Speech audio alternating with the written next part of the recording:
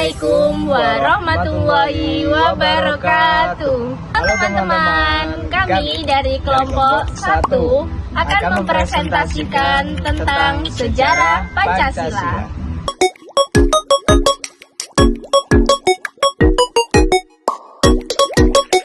Buah durian, buah kedondong. Wahai generasi rebahan, perhatiin presentasi kita dong. Cekidot. Nilai-nilai Pancasila itu seperti apa sih? Nilai-nilai Pancasila. Nilai-nilai Pancasila merupakan fondasi otentik bangsa Indonesia yang digali dari nilai-nilai agama, kebudayaan, dan juga adat istiadat, serta menjadi identitas dan pandangan hidup bangsa yang dihayati dalam setiap perjalanan sejarah dari zaman kerajaan hingga era modern. Terdapat 3 contoh nilai-nilai dalam Pancasila. 1. Pancasila sebagai produk otentik sejarah bangsa. A. Penggalian dari kebudayaan lokal. Merupakan nilai-nilai Pancasila bersumber dari akar budaya, agama, dan adat istiadat. B. Pembentukan identitas nasional. Pancasila menjadi pandangan hidup dan identitas nasional yang mempersatukan bangsa dan terwujud dalam semangat Bhinneka Tunggal Ika. 2. Penerapan Pancasila dalam periode sejarah. Terdapat 2 periode bersejarah. A. Yang pertama, periode Orde Baru. Pemerintahan pada masa ini sangat berkomitmen untuk mengamalkan nilai-nilai Pancasila dalam kehidupan berbangsa dan bernegara. B. Yang kedua, periode Reformasi. Ini adalah pasca Orde Baru. Nilai-nilai Pancasila terus diperjuangkan. Peran Pancasila sebagai pedoman kehidupan bangsa. Terdapat 3 peran, yakni yang pertama sebagai fondasi ideologi, dan yang kedua sebagai sumber hukum, yang ketiga sebagai penjaga persatuan. Proses perumusan Pancasila. Proses perumusan Pancasila berawal dari pembentukan Badan Pendidik Usaha-Usaha Persiapan Kemerdekaan Indonesia atau biasa disebut BPUPK oleh Jepang pada 29 April 1945. Sidang pertama 29 Mei sampai 1 Juni 1945. Ketua BPUPKI Dr. Rajiman Wedjodiningrat meminta untuk mengemukakan pandangan tentang dasar negara yang kemudian diusulkan oleh Muhammad Yamin, Profesor Dr. Supomo, dan juga Insinyur Soekarno.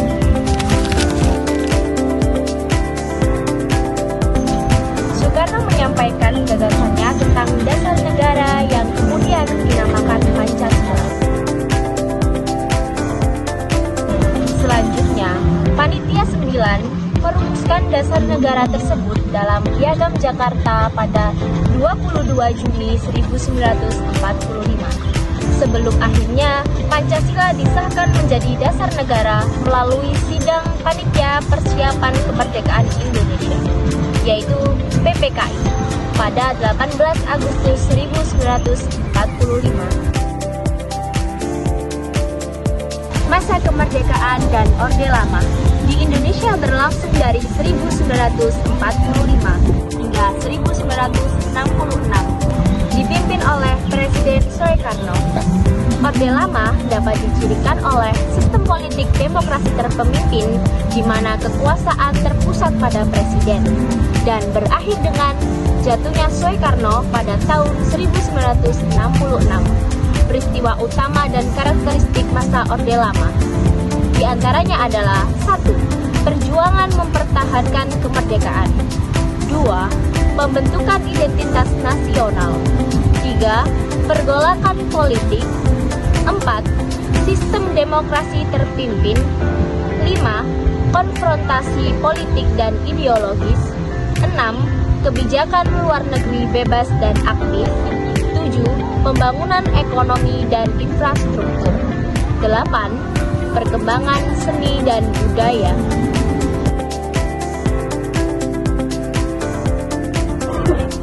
Masa Orde Lama berakhir setelah peristiwa G30 SPKI pada tahun 1965 dan digantikan Orde Baru pada tahun 1966 sampai 1967. Pemerintahan Presiden Soeharto 1966 sampai 1998 yang bertujuan menciptakan stabilitas politik dan pertumbuhan ekonomi pasca Orde Lama. Namun juga diwarnai pembatasan kebebasan sipil, korupsi dan juga pelanggaran hak asasi manusia.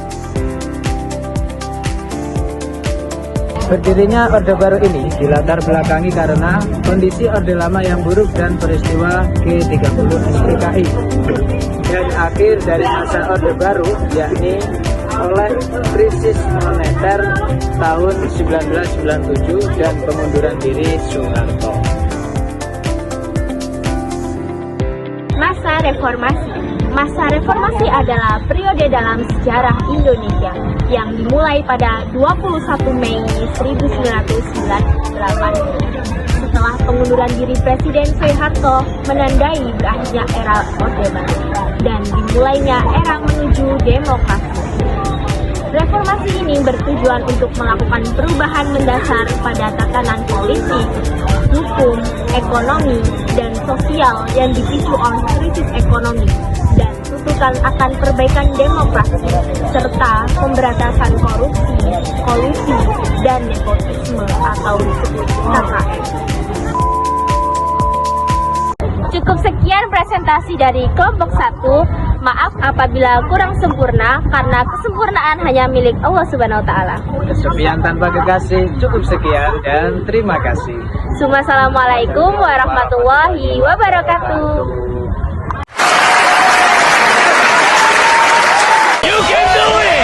Aku pilus neng Kediri, wong tulus pamit mundur diri. Assalamualaikum warahmatullahi wabarakatuh.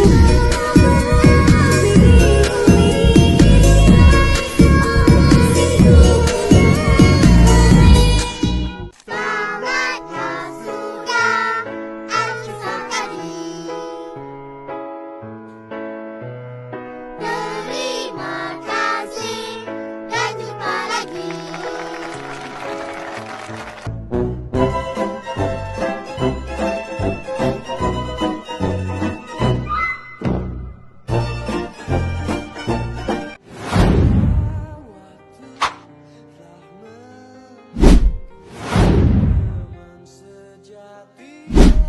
Bagaimana kau merasa bangga akan dunia yang